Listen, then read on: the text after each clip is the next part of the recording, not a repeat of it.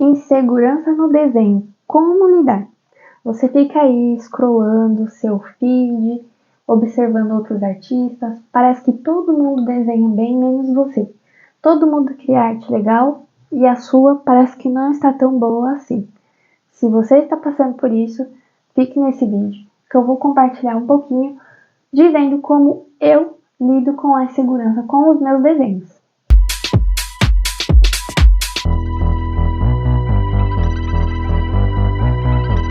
Olá pessoal, sejam bem-vindos mais uma vez aqui no canal. Eu sou Edilene França Dias, ilustradora de moda e designer de estampas. Insegurança no desenho. Você acha que só você tem? Tá muito enganado. Eu tenho e eu te garanto que todo artista teve ou vai ter ou está tendo no momento. Ainda mais agora com essa coisa da gente ter tudo na palma da nossa mão e conseguir ficar se comparando o tempo todo com outros artistas. Então, muito dessa insegurança, geralmente ela vem porque a gente está gastando muito do nosso tempo olhando para fora e esquecendo de olhar para nós mesmos, esquecendo de olhar para o que a gente cria, para o que a gente já criou, o que a gente já aprendeu, e a gente fica ali, às vezes começa a se encantar. Primeiro você começa a seguir pensando em inspiração, e aí quando vê você já está se comparando. Ah, mas ela tem aqueles marcadores famosos. Ah, mas ela tem tal caderno, ela tem um tablet, ela tem um computador assim, meu Deus do céu. E você enlouquece e acha que seus desenhos são ruins por conta dos seus materiais. Inclusive, já tem vídeo aqui no canal falando que você não precisa de materiais caros para fazer bons desenhos. Se você não assistiu, acesse aqui o link que eu vou deixar aqui embaixo na descrição do vídeo. Enfim, mas na real, como que a gente lida com essa insegurança? Primeiro de tudo, você precisa identificar o que está ativando essa sua insegurança. Se você é uma pessoa que ali já estuda ou que você já realmente desenha há algum tempo, você sabe que você é capaz de fazer bons trabalhos, o que está te dando esse gatilho, né? O que está criando essa insegurança? Muita insegurança realmente vem de quando a gente começa a se comparar com outros artistas. Só que ali a gente está vendo só a arte final.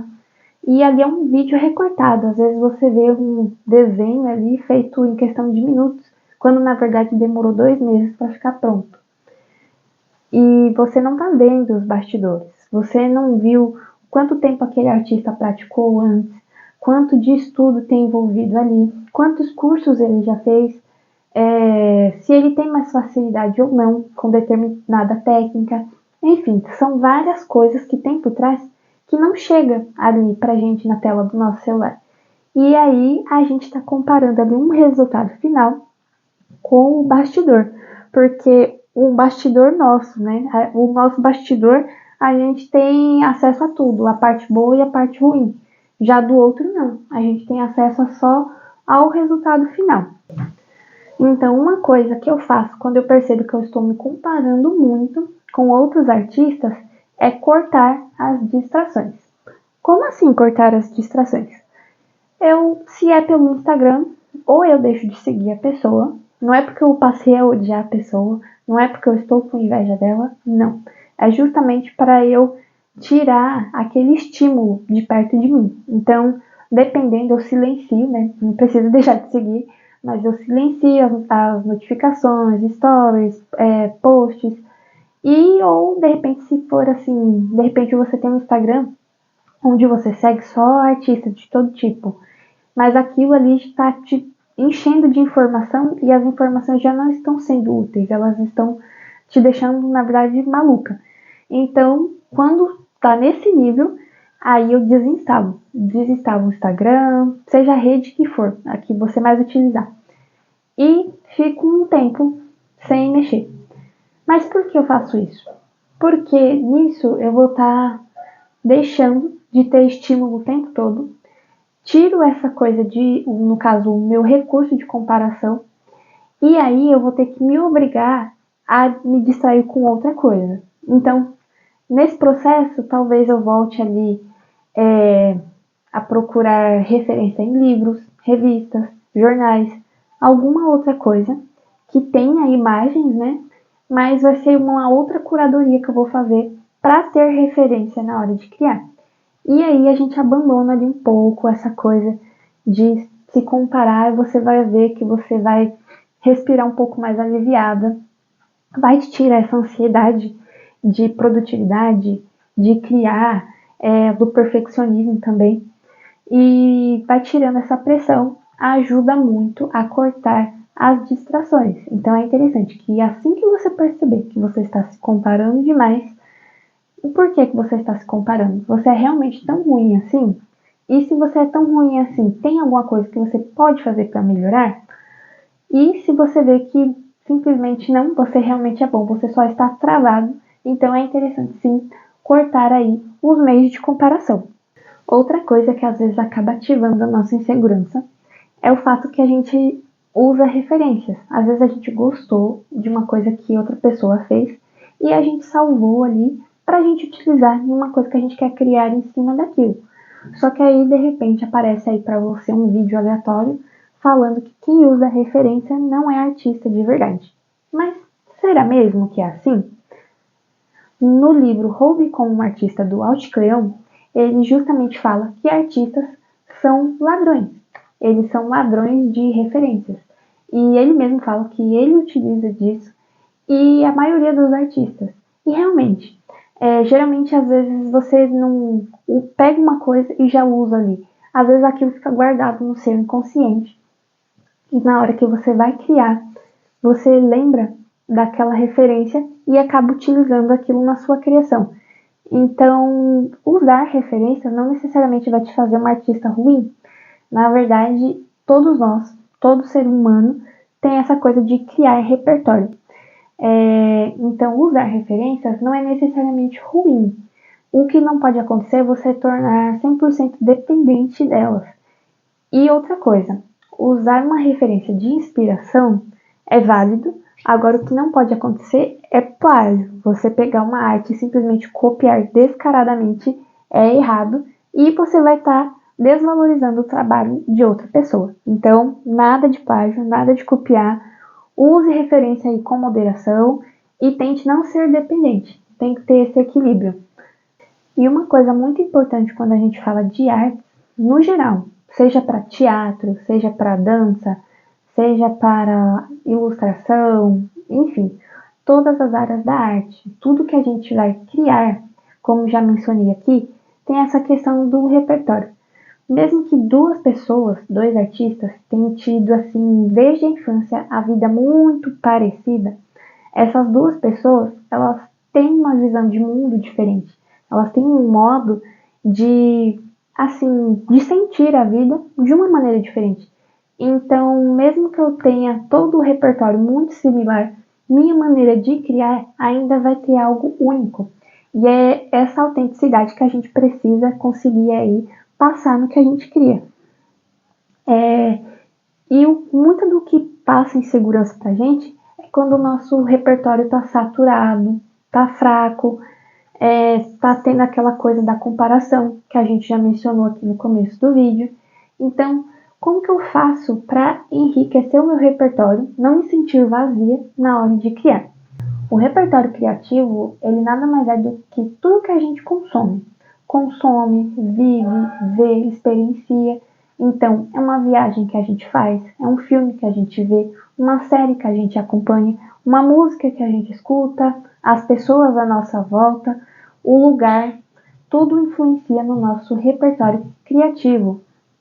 Então, tem aquela coisa, de novo, de você memorizar referências e ficar gravadinho ali no seu subconsciente e você utilizar posteriormente em alguma coisa. Às vezes você nem vai lembrar na hora que você está aplicando aquela referência, mas aquilo ali está guardadinho há muito tempo porque você viu em algum lugar lá atrás, seja num filme, num vídeo aleatório, vai ficar guardado na sua caixinha de referências aí do seu cérebro.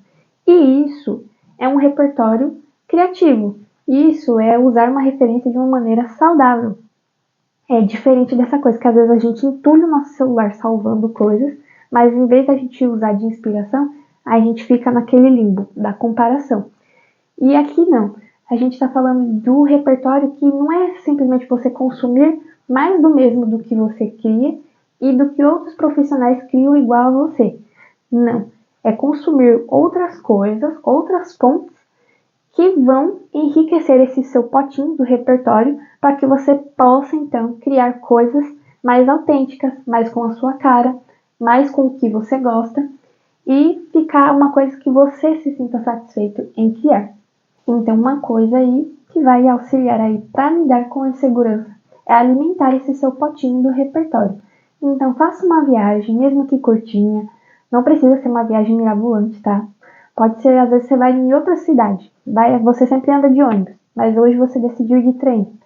Você vai ver uma coisa diferente no caminho. Ah, mas você sempre anda de carro, faz uma caminhada, faça algo diferente. Você sempre lê tal tipo de livro, leia um gênero diferente.